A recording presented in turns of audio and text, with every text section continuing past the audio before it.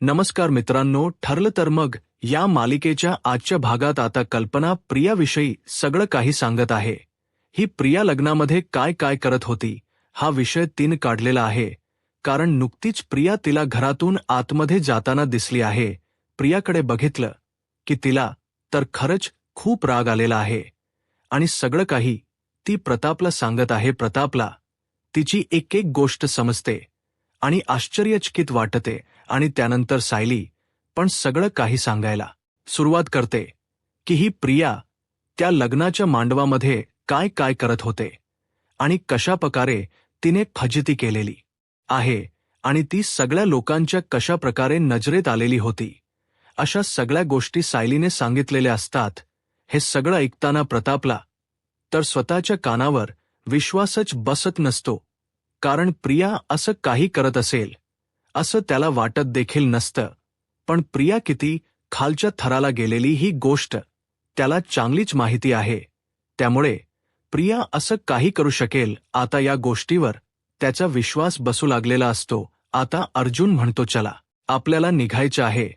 कारण अर्जुनला रविराजकडे जायचं असतं आणि त्यामुळे तो सायलीला म्हणतो पटकन आवर आपण याला निघायचं आहे. एवढं बोलून अर्जुन आता बाहेर जाण्यासाठी निघत असतो. पण सायलीच लक्ष अस्मिताकडे असतं. अस्मिता अजून एक शब्दही बोललेली नसते. अस्मिता खूपच दुःखी आहे आणि खूपच उदास आहे. ही गोष्ट तिच्या लक्षात आलेली असते. कडे आपल्याला लक्ष देणे गरजेचे आहे. ही गोष्ट पण तिच्या लक्षात आलेली आहे. कारण अस्मिता ही अबोल होत चाललेली आहे. तिच्या मनामधल्या कोणत्याच भावना ते आपल्याला बोलून दाखवत नाही. आपल्याला तिला बोलत करणं गरजेचं आहे. आता सायलीला वाटू लागलेला आहे. इकडे महिप्तला पकडून ठेवलेला आहे. त्या ठिकाणी नागराज बसलेला आहे आणि नागराजला स्वतःला देखील या गोष्टीच थोडंसं वाईट वाटत आहे आणि म्हणून तो आता महिप्तच्या जवळ बसलेला असतो आणि त्याला कन्व्हिन्स करण्याचा प्रयत्न करत असतो आणि त्याला बोलत असतो, हे बघा महिप्त शेठ कसं झाले माहिती आहे ना. तुम्ही आता जर मागे काय बोलला नसताना तर कदाचित मी तुम्हाला पकडून ठेवलं नसतं. महिप्त त्याला म्हणतो नागराज शेठ तुम्ही काय बोलताय ते कळतं का. नागराज म्हणतो हो म्हणजे माझं चुकलेलं नाही. मी म्हणत नाही पण चूक तुमच्यापासून सुरुवात झाली आहे म्हणून मी चुकलोय एवढं लक्षात ठेवा. तुम्ही बघितलं ना अहो 25 वर्षाची माझी सगळी मेहनत तुम्ही वाया घालवली असते. म्हणजे तुम्ही जर का सायली आणि अर्जुनला सगळं सांगितलं असताना तर काय करायचं होतं ते सांगा. तेव्हा महिप्त चिडतो आणि म्हणतो तुम्ही काय बोलताय कळते का. अहो गेले 25 वर्ष झालं तुम्ही मेहनत करताय ना. त्यातल्या 24 वर्ष हा महिप्त तुमच्या पाठीशी ठामपणे उभाय म्हणून करताय लक्षात ठेवा. आणि तुम्ही चक्क मला म्हणताय की तुम्ही असं करायला नाही पाहिजे होतं. चूक कोणी केली आहे ते जरा त्याचा विचार तुम्ही करा. चूक मी नाही केलेली तुम्ही केली आहे नागराज शेठ आणि आता या चुकीची शिक्षा तुम्हाला भोगावी लागणार आहे हे लक्षात ठेवा. नागराज पुरता घाबरलेला असतो. नागराज म्हणतो महिप्त हे बघ मला काय तुला मारायचं नव्हतं किंवा तुला इथं पकडून ठेवायचं नव्हतं पण माझा नाईलाज झालाय. नागराज म्हणतो आता मी सुटलो ना की माझा काय काय नाईलाज होणार आहे ही गोष्ट लक्षात ठेवा. तुम्ही एक तुमच्या आयुष्यातला दुश्मन वाढवून ठेवलाय ही गोष्ट लक्षात ठेवा. नागराज म्हणतो असं नाही पण मला तुम्हाला खरंच पकडायचं नव्हतं. महिप्त म्हणतो तुम्हाला काय करायचं होतं ते तुम्ही आता करून टाकलेलं आहे. आता मला काय करायचं आहे ना ती गोष्ट मी केल्याशिवाय राहणार नाही. कारण तुम्ही आता माझ्याशी पंगा घेतलाय आणि माझ्याशी पंगा घेतल्यावर मी सोडत नसतो. ही गोष्ट तुम्हाला माहिती आहे. त्यामुळं आता तुम्हाला जे काय करायचं ना ते करून घ्या. पण या महिपच्या तावडीतून स्वतःला सुटण्याचा प्रयत्न तुम्ही करूच नका. कारण 113% तुम्ही त्यातून सुटणार नाही ही गोष्ट लक्षात ठेवा. तुम्ही माझ्याशी पंगा घ्यायला नाही पाहिजे होता. नागराज शेठ असं म्हणून बांधून ठेवलेला मपत नागराजला अगदी धमकी देऊन बोलत आहे आणि नागराज पुरता घाबरलेला आहे.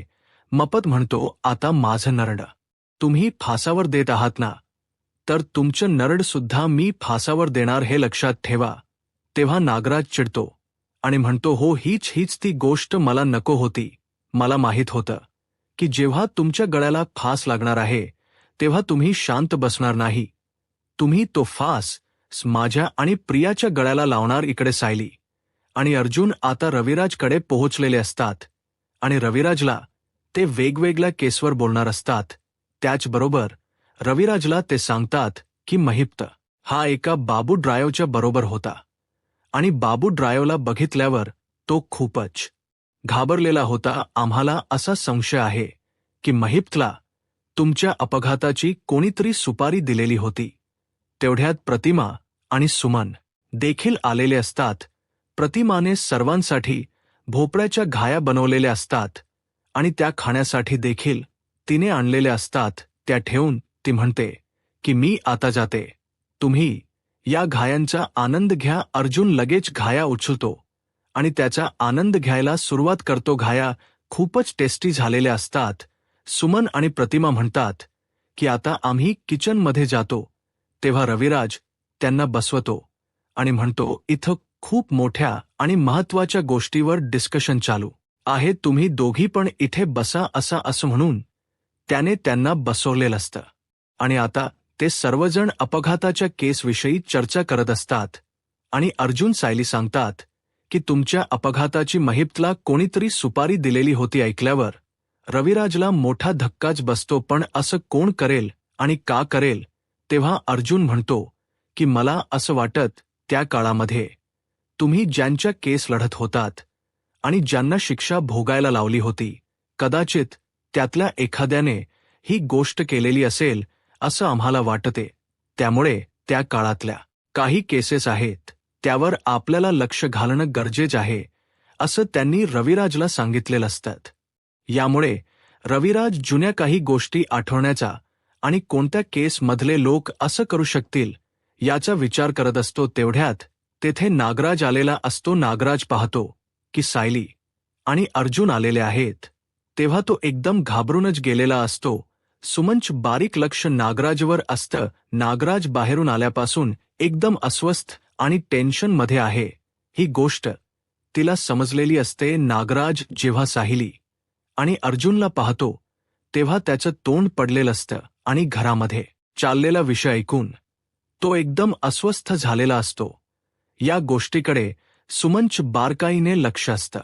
तर इकडे रविराज केस बाहेर काढण्याचा प्रयत्न करत असतो. कोणत्या केस मधल्या व्यक्तीने असं केलेलं असू शकतंय असा विचार तो करत असतो आणि त्या लोकांची नाव सांगण्याचा प्रयत्न अर्जुन आणि सायली यांना करत असतो. पण सुमनचं लक्ष सगळं काही नागराजकडे असतं. नागराज आता त्यांच्या जवळ येतो आणि भोपळ्याच्या घाया उचलत म्हणतो, अरे वाह, आज भोपळ्याच्या घाया गेलेल्या आहेत, छानच, मस्त. सॅलीने अर्जुन कधी आले असं तो हसत खेळत त्यांच्याशी बोलण्याचा प्रयत्न करतो. पण त्याची अस्वस्थता मात्र त्याच्या चेहऱ्यावरून जात नसते आणि त्या गोष्टीकडे सुमनचं अगदी बारकाईने लक्ष असतं. सॅलीने अर्जुन त्याला म्हणतात की आत्ताच आम्ही आलेलो आहे. तर रविराज म्हणतो, तू कुठे असतोस ना ते सांग. त्यांच्याविषयी विचारायची काही गरज नाहीये. आता नागराजला समजलेलं असतं की रविराज देखील आपल्यावर चिडलेला आहे, कारण आपण बरेच दिवस झालं बाहेर राहिलेलो आहे. तर सुमन त्याच्याकडे एकटक पाहत असते. रविराजच्या प्रत्येक प्रश्नाचा त्याच्यावर काय परिणाम होतोय हे तिच्या लक्षात येत असतं. हा नक्कीच महिप्त बरोबर असणार आहे, ही गोष्ट आता तिच्या लक्षात आलेलं असते.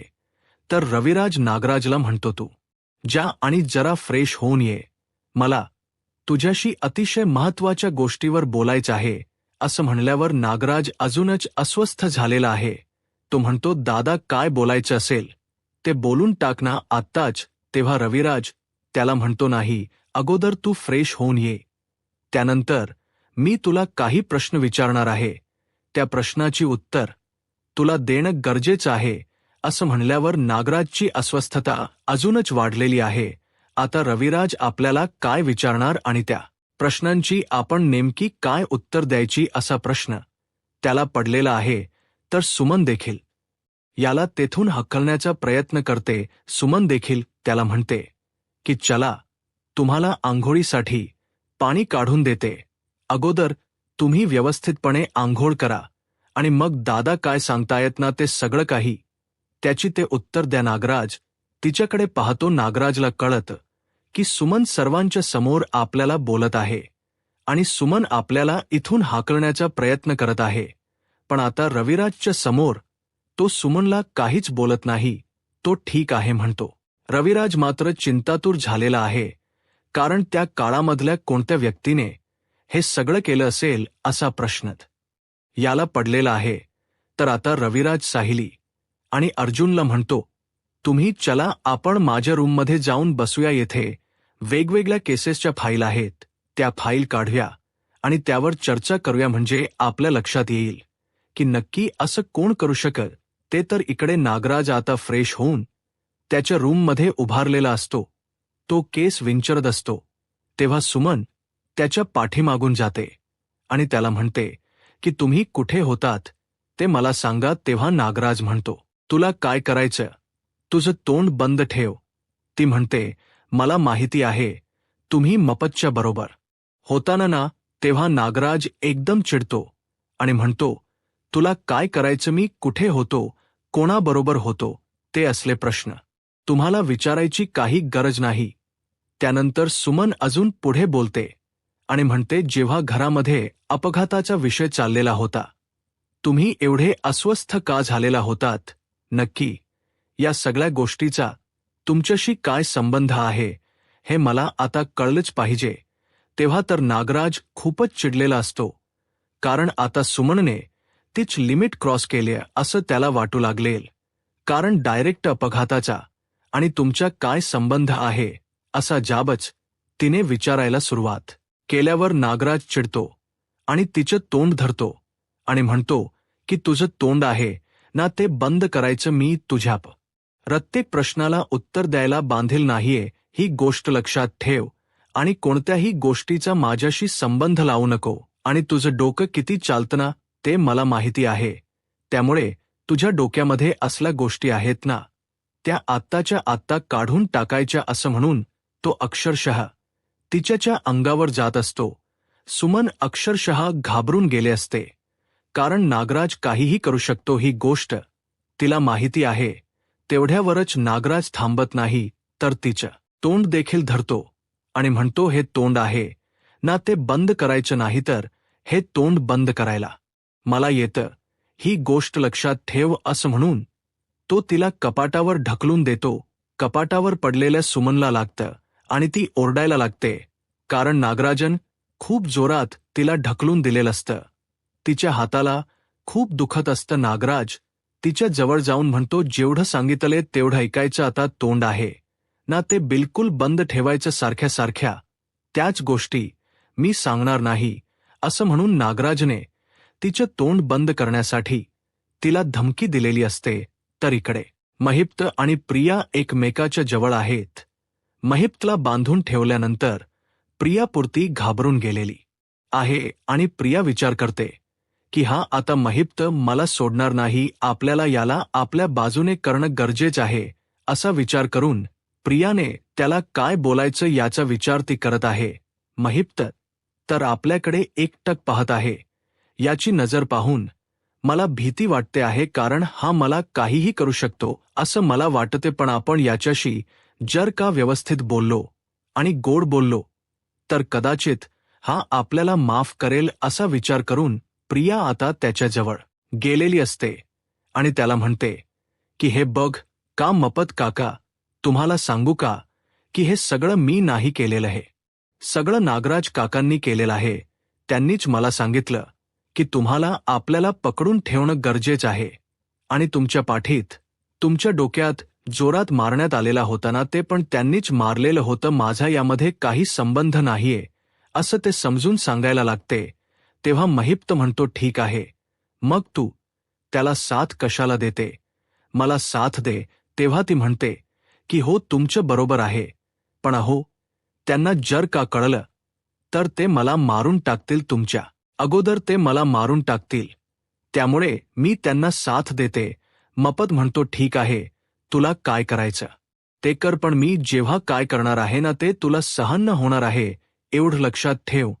तेव्हा ती अजूनच घाबरते आणि म्हणते, असं नका बोलू, हे बघ मी तुम्हाला सॉरी म्हणते, खरंच चुकलं माझं. महेत म्हणतो, सॉरी काय करू, तुझं सॉरी घेऊन. तुला माहिती आहे, एकदा एका माणसानं माझ्याच घरी चोरी केली आणि माझ्या माणसाने त्याला पकडला आणि त्यानंतर तो मला सॉरी म्हणला. मी त्याचं काय केलं माहितीये, कुऱ्हाडीने त्याचे 32 तुकडे केले. एकदा एका पोरान माझ्या पोरीची छेड काढली, तेव्हा त्या पोराला माझ्या माणसांनी पकडला. तो पोरगा काय म्हणला माहितीये, सॉरी. तेव्हा मी त्याला काय केलं, त्याच्या गळ्यामध्ये 40 किलोचा दगड घातला आणि त्याला तलावात फेकून दिला. प्रत्येक स्वारीची काहीतरी किंमत असते आणि ती किंमत आता तुला आणि नागराजला चुकवावी लागणार आहे. ही गोष्ट लक्षात ठेव. ऐकल्यावर प्रिया भलतीच घाबरली आहे. प्रिया म्हणते, तसं नाही, पण आता मी तुम्हाला कसं सांगू ना ते कळत नाही.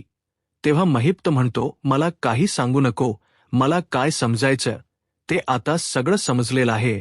फक्त एक लक्षात ठेवायचं की आता मपत तिथून सुटायला नाही पाहिजे आणि जर का मपत सुटला तर तुमचा जीव गेला म्हणून समजा. प्रिया घाबरत त्याने म्हणते, असं नाही हो, आता कसं सांगायचं मी तुम्हाला. खरंच हे सगळं काही नागराज काकांनी घडवून आणलेलं आहे, यात माझा काहीही संबंध नाही. तेव्हा मपत म्हणतो, अच्छा, तुझा काही संबंध नाही, मग तू त्याचा साथ कशाला देते. तुला जर साथ द्यायची असेल ना तर माझी दे, मी मारणार नाही तुला, मी तुला सोडून देईल. तेव्हा प्रिया एकदम घाबरत त्याने म्हणते, हो पण तुमच्या आधी जर का त्यांनीच मला मारलं तर. मपत चिडतो आणि म्हणतो की मग तुझ मरण फिक्स्ड आहे, लक्षात ठेव. नसेल नागराज मारणार नाही तर मी मारणार. मग आता तुला कोणाच्या हातून मरायचं ना ते तुझी तू ठरवायचं, कारण तू खेळच असा खेळलेला आहेस तर आता त्यामध्ये मरण येणं गरजेचं आहे. इकडे रविराज वेगवेगळ्या केसच्या फाईल काढून बसलेला आहे आणि सायली आणि अर्जुनला एक एक केस सांगत आहे. ही दळवी मर्डर केसची फाईल आहे, पण यातल्या आरोपीला तेव्हाच फाशी झालेली आहे, त्यामुळे यातला कोणता आरोपी असं काही करू शकेल असं मला काही वाटत नाही. त्यानंतर दुसरी एक केस त्याने काढलेली आहे, ती केस पोलिसांचीच आहे. म्हणजे एका पोलीस अधिकाऱ्याने जेलमध्ये असलेल्या 2 चोरांकडून त्यांच्याकडून काम करून घेतलेलं होतं, म्हणजेच खून करून घेतलेला होता आणि त्यानंतर त्या पोलीस अधिकाऱ्याला शिक्षा झालेली होती. मीच त्या पोलीस अधिकाऱ्याची नोकरी घालवलेली होती असं रविराज सांगत असतो. तेव्हा अर्जुन म्हणतो की कदाचित हा व्यक्ती या सगळ्यामध्ये इव्हॉल्व्ह असू शकतो. रविराज म्हणतो, असं मला काही वाटत नाही, पण ठीक आहे, तू म्हणत असशील तर आपण या गोष्टीवर विचार करू. उद्याच्या भागामध्ये आपल्याला पाहायला मिळतं की रविराजने नागराजला चांगलाच जाब विचारायला सुरुवात केलेली आहे.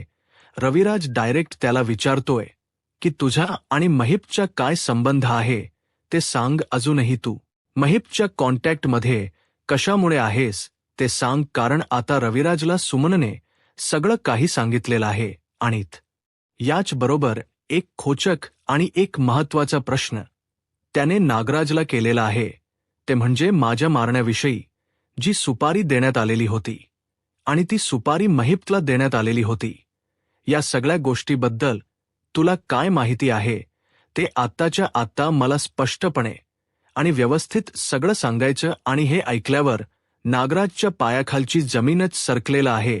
हे सगळं होत असताना सुमन किती अस्वस्थ असते या गोष्टीकडे सायलीच देखील लक्ष असतं आणि सायली पाहत असते की सुमनला अजून काहीतरी माहिती आहे.